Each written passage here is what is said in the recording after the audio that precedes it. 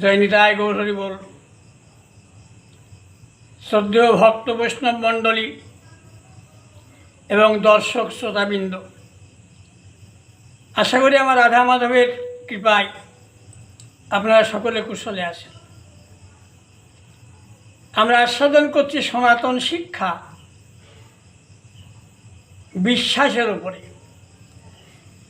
আজকে আমাদের আস্বাদনের বিষয় মহাপ্রসাদে বিশ্বাস। মহাপ্রসাদ কাকে বলে? আগে আমরা একটু মহাপ্রসাদকে জানবার চেষ্টা করি। আমরা ইষ্টকে যে ভোগ নিবেদন করি, সেই ভোগ ইষ্ট গ্রহণ করলে সেটা হয় ইষ্টের প্রসাদ। সেই প্রসাদ যখন কোনো ভক্ত গ্রহণ করে, ভক্তের স্পর্শে সেটা হয়ে যায় মহাপ্রসাদ। নীলাচলে আমার গৌর ভগবান নীতি নীতি সমুদ্রে স্নান করেন। তাই সমুদ্র ছিল তীর্থ, কিন্তু যেদিন ভক্ত হরিদাসকে অবগাহন করালেন, অবগাহন করিয়ে গৌর হরি সমুদ্রকে আশীর্বাদ করলেন যে আমার ভক্তের স্পর্শে আজ থেকে তুমি মহাতীর্থ হলে। তাহলে ইষ্টকে নিবেদনের ভোগ হচ্ছে প্রসাদ। সেই প্রসাদ কোনো ভক্ত স্পর্শ করলে তবে সেটা হয় মহাপ্রসাদ। ভক্তকবি জয়দেব রচনা করছেন গীত গোবিন্দম, যেটা আমার জগন্নাথের সবচাইতে প্রিয়তম গ্রন্থ। মান পর্যায়ে রচনা চলছে। গোবিন্দ রাধারানীকে কেশ স্পর্শ করে ইঙ্গিত করেছিলেন যে আজকে কেশর কুঞ্জে বাসর রচনা করো। আজ নিশীথে আমি কেশর কুঞ্জে মিলিত হব। রাধারানীর নির্দেশ পেয়ে ললিতা, বিশাখা, চিত্রা, চম্পকলতা, রঙ্গদেবী, সুদেবী, তুঙ্গবিদ্যা, অন্তরঙ্গা সখীগণ কেশরকুঞ্জে বাসর রচনা করেছেন। রাধারানী বিনা সুতোতে একটা মালা গেঁথে প্রাণ বধূয়ার আশাপথে নয়ন দিয়ে বসে আছেন। এদিকে গোবিন্দও যাচ্ছেন কেশরকুঞ্জে, তা নিজের বাক্য রক্ষা করবেন। ওই যাবার পথেই আর একজনের কুঞ্জ পড়ে, সেটা হচ্ছে চন্দ্রাবলীর কুঞ্জ। চন্দ্রাবলী এবং রাধারানী দুজনেই আমার গোবিন্দের মধুর রসের ভক্ত। ললিত মাধব গ্রন্থে দেখলাম রাধারানী এবং চন্দ্রাবলী দুজনের সহোদরা ভগিনী, বিন্ধ্য পর্বতের কন্যা। শিশুকালে যখন পুতনা তাদের নিয়ে আকাশপথে উড়ে যাচ্ছিল, বিন্ধ্যের গুরু অগস্ত্যমুনি তখন রক্ষাগ্ন মন্ত্র পাঠ করেন। সেই মন্ত্র বলে পুতনার হাত থেকে দুই শিশু পড়ে যায়। রাধারানী গিয়ে পড়েন বৃষভানু রাজার স্নানের সরোবরে এক পদ্মের মাঝে, আর চন্দ্রাবলী পড়েন একটু দূরে যমুনায়। বৃষভানু রাজা স্নান করতে গিয়ে পদ্মের মধ্য থেকে জ্যোতি দর্শন করে পদ্মের কাছে গিয়ে দেখেন তার মধ্যে একটা পরমা সুন্দরী কন্যা। কীর্তিদার বায়ুগর্ভ হয়। যথাসময়ে বৃন্দাবনবাসী জানতে পারেন যে কীর্তিদা একটা পরমা সুন্দরী কন্যা সন্তানের জন্ম দিয়েছেন। আর বৃষভানু রাজার আর এক ভাই চন্দ্রভানু, তিনি যমুনাতে পান চন্দ্রাবলীকে। চন্দ্রাবলী তারই আলয়ে লালিত পালিত হয়। দুজনেই গোবিন্দের মধুর রসের পাত্রী। একজনে ঘৃতপ্রেম, একজনে মধুপ্রেম। রাধারানী বলেন কৃষ্ণ শুধু আমার, আর কারো নয়। চন্দ্রাবলী বলেন আমি শুধু কৃষ্ণের, আর কারো নই। রাধারানী বামা, তাই তার মান হয়। আর চন্দ্রাবলী দক্ষিণা, তাই তার কোনো মান নাই। আর সে চন্দ্রাবলীর কুঞ্জের সামনে দিয়ে গোবিন্দ চলেছেন কেশর কুঞ্জে। চন্দ্রাবলীর সখী পদ্মা ছুটতে ছুটতে গিয়ে চন্দ্রাবলীকে সংবাদ দিলেন, চন্দ্রা, তোর আজ কপাল খুলেছে, তোর প্রাণবধূ আজ তোর দ্বার প্রান্ত দিয়ে এগিয়ে যাচ্ছে। চন্দ্রাবলী ছুটে এসে গোবিন্দের সামনে দাঁড়িয়ে বললেন, হে প্রাণবল্লভ, তুমি না ভক্তাধীন ভগবান, ভক্তের মনোবাসনা পূর্ণ করাই তো তোমার কাজ। তুমি তো নীতি নীতি রাধারানীর কুঞ্জে যাও, আমি তো বাধা দিই না, কিন্তু একদিনের জন্যও কি তুমি আমার মনোবাসনাটা পূর্ণ করবে না? ভগবান বাধা পড়িয়ে গিয়েছেন ভক্তের কাছে, তাই বাধ্য হয়ে চন্দ্রাবলীর কুঞ্জে নিশি যাপন করে রজনী প্রভাতকালে এসেছেন কেশর কুঞ্জে। রাধারানী তখন মান মঞ্চে বসে আছেন, আর গোবিন্দ রাধারানীর চরণ তলে বসে মান ভিক্ষা করছেন। রচনা করছেন ভক্ত কবি জয়দেব। গোবিন্দ রাধারানীর চরণ তলে বসে মান ভিক্ষা করছে। সরগরল খণ্ডনম মম শিরসি মণ্ডনম, এই পর্যন্ত লিখে কলম স্তব্ধ হয়ে গেল। ও কথা কি লেখা যায়? ভক্তের চরণতলে গোবিন্দের মস্তক, গোবিন্দের মাথা ভক্তের চরণতলে, এ কথা লেখা যায় না। লেখনী স্তব্ধ করে বসে আছেন জয়দেব, লিখতে পারছেন না। পদ্মা এসে বললেন, প্রভু, প্রসাদের সময় বয়ে যায়, স্নানান্নিকটা করে নাও। গ্রন্থকে বিশ্রাম দিয়ে জয়দেব গিয়েছেন স্নান করতে। ক্ষণ মুহূর্ত পরে আবার ফিরে এলেন। পদ্মা বললেন, স্বামী, এত তাড়াতাড়ি? এই তো গেলে, আজ বড় তাড়াতাড়ি ফিরে এলে। জয়দেব বললেন, পদ্মা, গ্রন্থের একটা শ্লোকে আটকে গিয়েছিলাম, শ্লোকটা সম্পূর্ণ করতে পারছিলাম না, তাই হঠাৎ মনে পড়ে গেল, তা আবার যদি বিস্মরণ হয়ে যায়, তাই তাড়াতাড়ি ফিরে এলাম। জয়দেব গেলেন গ্রন্থের ঘরে, গ্রন্থ খুললেন, যে পর্যন্ত রচনা হয়েছে, সরগরল খণ্ডনম মম শিরসি মণ্ডনম, তার নিচে লিখে দিলেন, দেহি পদবল্লভ মুদারম। শ্লোক সম্পূর্ণ করে গ্রন্থকে বিশ্রাম দিয়েছে, বললেন, পদ্মা, এবার সেবা দাও। পদ্মা সেবা দিলেন। সেবা সমাপন করে পদ্মাকে ডেকে বললেন, পদ্মা, এবার তুমি প্রসাদ পাও।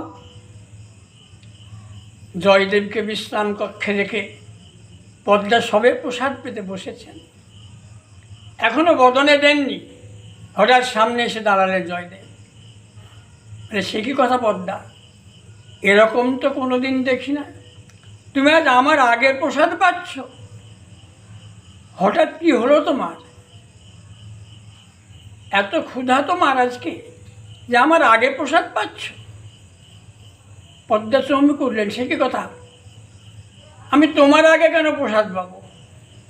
আমি তোমাকে সেবা দিলাম, তুমি আমাকে আদেশ করলে যে পদ্মা প্রসাদ পাও, তাই তো প্রসাদ পেতে বসলাম। তো হচ্ছে আমায় সেবা দিলে, আমি তো এইমাত্র স্নান করে ফিরছি।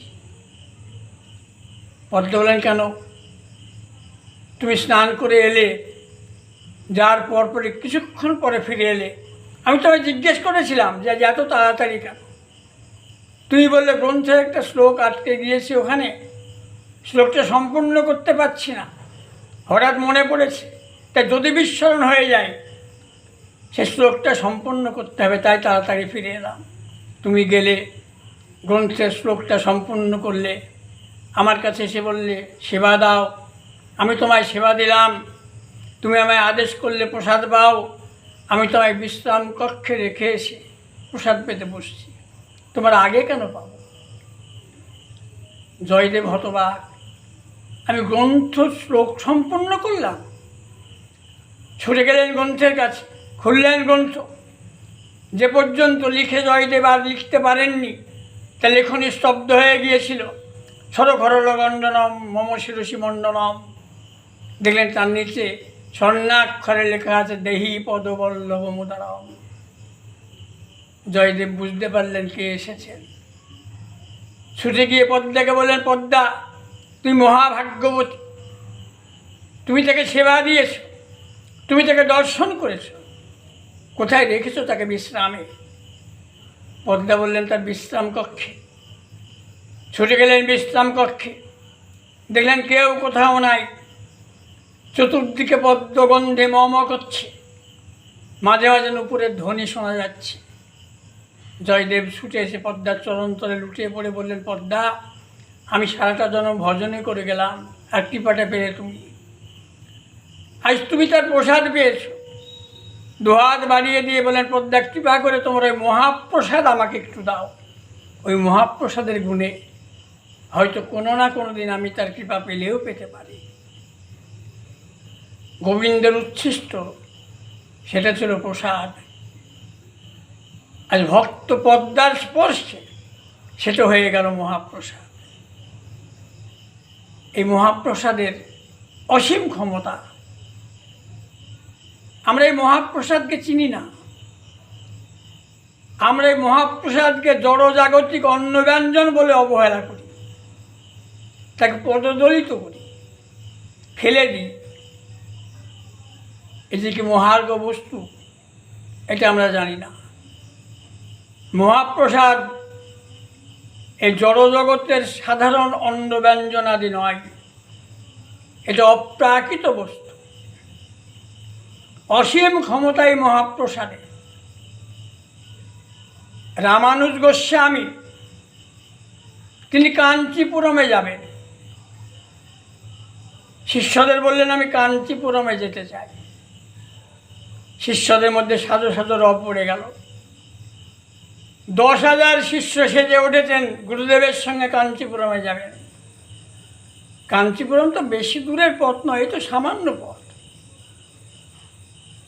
সবাই যাবেন কাঞ্চিপুরমে। কিন্তু গুরুদেব বললেন, আমি ওই পথ দিয়ে যাব না, আমি অন্য ঘোড়া পথে যাব। শিষ্যরা বললেন, গুরুজি ও পথ বড় কঠিন, ওই পথটা ভালো নয়, ভঙ্গুর, উঁচু নিচু। ওই পথ দিয়ে যেতে গেলে আপনার চরণে ব্যথা লাগবে। আমরা কেন যাব ওই ঘোড়া পথে? এই তো খুব ভালো পথ, সহজ পথ কাঞ্চিপুরমে যাবার। কিন্তু রামানুজ গোস্বামী কিছুতেই সহজ পথে যাবেন না। কারণটা কি? এই সহজ পথের মাঝখানে রামানুজ গোস্বামীর একটা হতদরিদ্র শিষ্য থাকেন, নাম তার কুরেশ, দিন ভিখারি। প্রভু জানেন, যদি কুরেশ যদি সংবাদ পায় যে তার গুরুদেব যাচ্ছেন তার বাড়ির সামনে দিয়ে, সে তো ছুটে এসে গুরুদেবের কাছে তার গৃহে আমন্ত্রণ জানাবেন, গুরুদেবের চরণ তার গৃহে কামনা করবেন। শিষ্য যদি সেই কামনা করেন, আমি গুরু হয়ে সেই শিষ্যকে কি করে বঞ্চনা করতে পারি? আর আমার 10,000 শিষ্য নিয়ে যদি আমি তার গৃহে অতিথি হই, কুরেশের এমন কোনো সাধ্য নাই যে আমার 10,000 শিষ্য সহ আমার উপযুক্ত মর্যাদা রক্ষা করে। সেবা দেয়, বৈষ্ণব সেবা দেয়, সেটা না দিতে পারলে আমার শিষ্য যে অপরাধী হবে, তার বৈষ্ণব অপরাধ হবে, তার গৃহের অকল্যাণ হবে। আমি গুরু হয়ে সেটা কী করে করতে পারি? তাই ওই পথে যেতে চাচ্ছেন না। কিন্তু শিষ্যরা কোনো মতেই ছাড়লেন না। যে ওই ভঙ্গুর বন্ধুর পথ দিয়ে গুরুদেবকে যেতে দেবেন না, তার চরণে আঘাত লাগবে। শিষ্যদের অনুরোধ উপরোধে রামানুজ গোস্বামী বাধ্য হলেন সেই সহজ পথ দিয়ে যেতে। মনের মধ্যে শঙ্কা, কখন হয়তো কুরেশ এসে তার সামনে প্রণিপাত করবে, হয়তো সংবাদ পেয়ে যাচ্ছে সংবাদ পেলে তো ছুটে আসবে। আশঙ্কার মেঘ তার মনের মধ্যে, গুটি গুটি পায়ে এগিয়ে চলেছেন রামানুজ গোস্বামী। কিন্তু অঘটন যেটা ঘটবার সেটাই ঘটে গেল। দেখা গেল পথিমধ্যে কুরেশ এবং তার স্ত্রী সাষ্টাঙ্গে পড়ে আছেন প্রণাম করে, গুরুদেবের চরণ বন্দনা করে, গুরুদেবের পদরজ গ্রহণ করে করজোরে বলেন, গুরুজি, আমার দ্বার প্রান্ত দিয়ে এগিয়ে চলেছ, আমি কি আমার গৃহে তোমার পদরজও একটু পেতে পারি না? একটু কৃপা করবে না?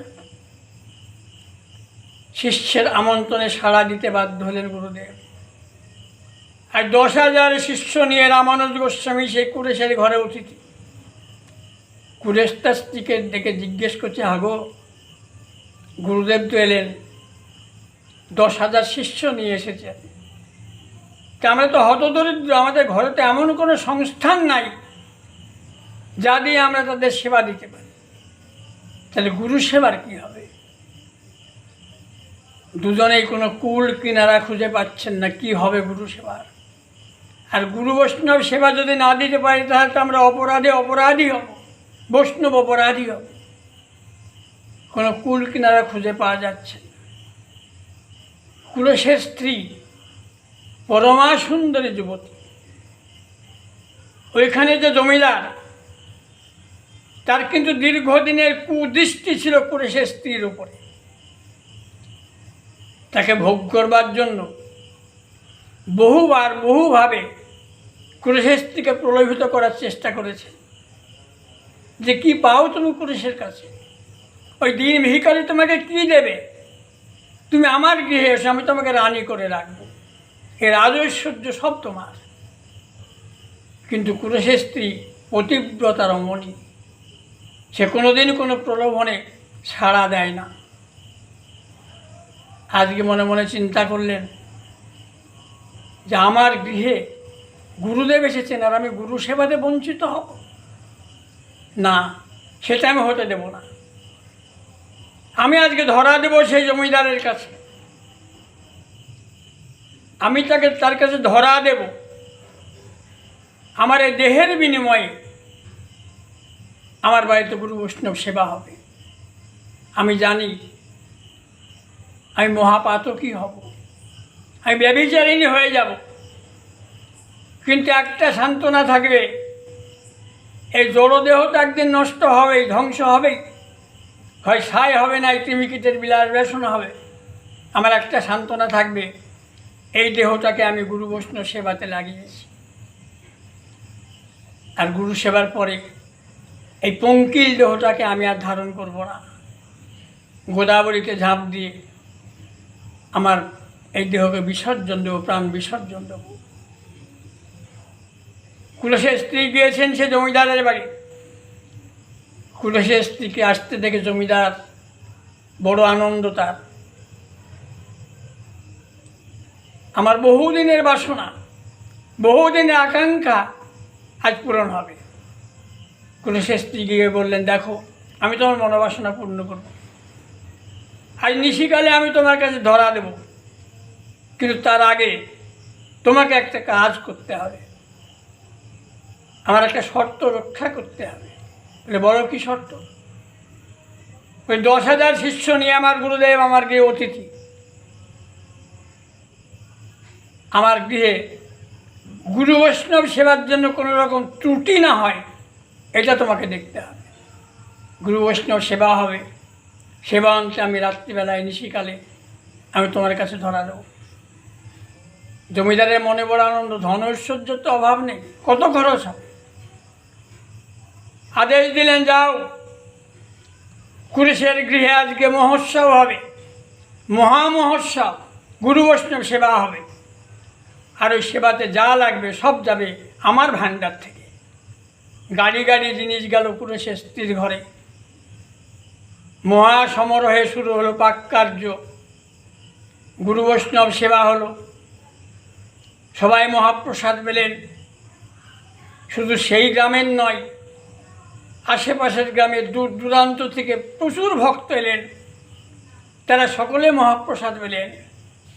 কুলেশের ঘরে আজ মহামহোৎসব। মহোৎসব শেষ হয়েছে, সকলে প্রসাদ পেয়ে সবাই বিদায় নিয়েছেন আনন্দ মনে। সকলে ক্লান্ত পরিশ্রান্ত, সবাই নিদ্রাগত, কিন্তু নিদ্রা নাই করে সে স্থির চোখে। সে যে কথা দিয়েছে সে তো সত্যভ্রষ্ট হবে না, সে জমিদারের কাছে ধরা দেবে। সবাই যখন নিদ্রায় বিভোর, তখন কুরেশের স্ত্রী উঠে নিজের মতো করে তাকে সাজিয়ে গভীর রজনীতে যাবেন ওই জমিদারের গৃহে। কেউ তো কোথাও জেগে নাই, কিন্তু যে মুহূর্তে দরজাটা খুলেছেন কুরেশের স্ত্রী, দরজা খুলে তাকিয়ে দেখেন দ্বার প্রান্তে গুরুদেব দাঁড়িয়ে। চমকে উঠলেন যে, গুরুদেব আপনি? গুরুজি বললেন, দেখ মা, আমি সব জানি, আমার অজানা কিছু নাই। তো শোন, আমি তোকে বাধা দেব না, আমি কখনো চাইব না যে তুই সত্যভ্রষ্ট হ, তুই যা। কিন্তু দেখ, যে তোর বাড়িতে এত বড় মহোৎসব করলো, তার জন্য একটু মহাপ্রসাদ নিয়েছিস তো? কুরেশের স্ত্রী বললেন, গুরুজি মহাপ্রসাদ যার নেই, সব শেষ। বলে, আমি রেখেছি, আমার কাছে আছে, আমি রেখেছি। এই সামান্য একটু মহাপ্রসাদ নিয়ে গিয়ে তুই তাকে দিবি। গুরুদেব কুরেশের স্ত্রীর হাতে দিয়েছেন সে মহাপ্রসাদ।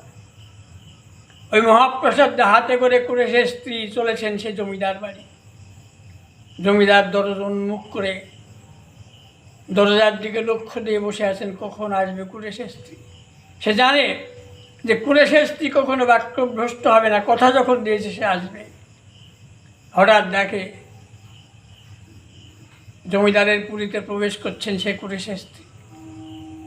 তর সইছে না, তাড়াতাড়ি উঠে ছুটে গেলেন কুরেশের স্ত্রীর সামনে, গিয়ে বললেন, আমি জানতাম তুমি আসবে, ঠিক আছে চলো। কুরেশের স্ত্রী বলে, হ্যাঁ অবশ্যই যাবো, এসেছে যখন যাব, তবে তার আগে একটু মহাপ্রসাদ নাও, হাতে একটু মহাপ্রসাদ নাও।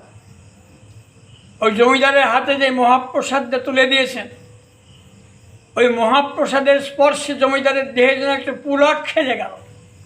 কেঁপে উঠলেন জমিদার, চমকে বললেন, কী দিলে তুমি আমার হাতে, যেটা স্পর্শ করার মাত্রই আমার দেহে একটা পুলক খেলে গেল?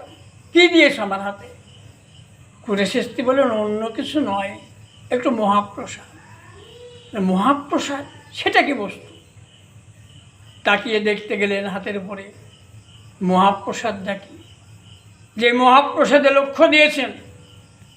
হঠাৎ জমিদার দেখতে পেলেন যেন মদন মোহন দাঁড়ায়ে আছে, যেন মদন মোহন দাঁড়ায়ে আছে, ও তার অধরে মুরলি লয়ে, যেন মদন মোহন দাঁড়ায়ে আছে। হঠাৎ দেখতে পেলেন একটা ঝলক দর্শন, মদন মোহনের মূর্তি, অধরে মুরলি নিয়ে যেন মদন মোহন দাঁড়িয়ে আছে। সঙ্গে সঙ্গে মহাপ্রসাদকে মাথায় রেখে লুটিয়ে পড়লেন কুরেশের স্ত্রীর চরণতলে। মাগো, আমি তোমায় চিনতে পারি, তা তোমাকে কতভাবে আমি কামনা করেছিলাম, আমি তোমাকে চিনতে ভুল করেছিলাম। তুমি এত বড় ভক্ত যে তুমি আমাকে মদন মোহনের ঝলক রূপ দর্শন করালে।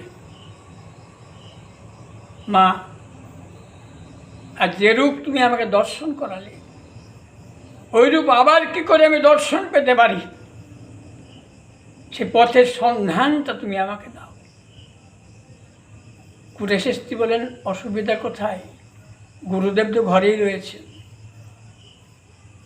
জমিদার এসে রামানুজ গোস্বামী শিষ্যত্ব গ্রহণ করলেন এবং কুরেশের স্ত্রীর, যিনি আমার এই পথ প্রদর্শক, এই পথে যিনি আমাকে এগিয়ে দিলেন, তাদের ভবিষ্যৎ জীবনের সব দায়ভার নিজের কাঁধে তুলে নিলেন।